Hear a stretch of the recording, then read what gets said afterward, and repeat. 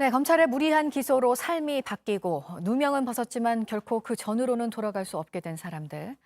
필부들은 삽질 한 번 잘못해도 다시 하면 되지만 검사들이 잘못하면 한 사람 인생이 바뀐다는 얘기도 했습니다.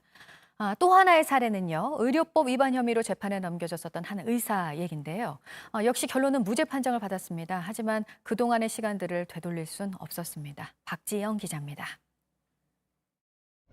2016년 4월 의사 신혜정 씨에게 악몽 같은 삶이 시작됐습니다. 검찰의 의약품 리베이트 수사팀이 신 씨에게 출석을 통보하면서부터입니다. 하루아침에 붙은 죄명은 의료법 위반, 신부는 피의자였습니다. 책상을 탕탕 치면서 의사가 벼슬이냐고. 정말 무서워서 없던 얘기도 지어내서 자백하게 생겼더라고요. 제약회사 영업사원 A 씨는 검찰에서 신 씨에게 7,650만 원을 줬다고 진술했습니다. 의약품 처방의 대가라는 주장이었습니다. 검찰은 이 진술을 기초로 곧바로 기소했습니다. 신 씨를 소환해 조사한 건 딱 한 번뿐이었습니다. 대인관계를 못하겠는 정도는 뭐 당연한 거고요. 살면서 이렇게 힘든 시간을 보내본 적이 없어요.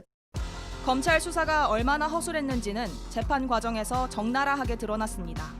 검사가 낸 증거는 오히려 신 씨의 결백함을 증명했습니다.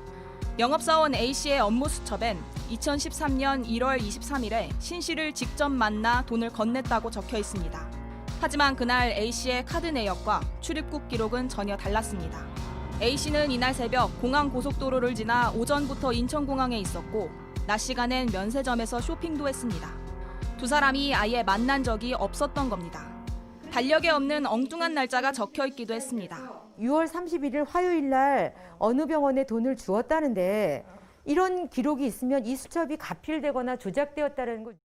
검찰은 A 씨의 휴대전화를 포렌식하고도 문자 메시지 내용을 제대로 검증하지 않았습니다. A 씨는 또 다른 의사에게 살생부에서 빼줬다는 메시지를 보냈는데 이는 진술의 신빙성에 의심이 가는 단서입니다.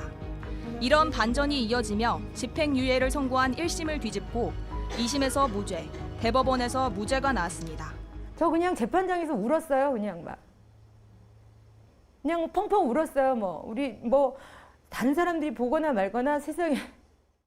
신 씨는 수사와 재판으로 5년의 삶을 잃어버렸다고 했습니다.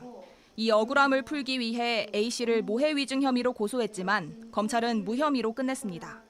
당시 수사를 했던 서울 서부지검은 취재진에 해당 사건은 판결이 확정된 사안으로 기소의 적정성을 따지는 건 적절하지 않다고 전해왔습니다.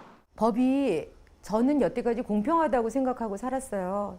죄를 짓지 않아도 검사가 마음만 먹으면, 법이 마음만 먹으면 얼마든지 죄인을 만들 수 있구나. 이 나라 법은 누구를 위한 건가? 우리는 어떻게 살아야 되나? JTBC 박지영입니다.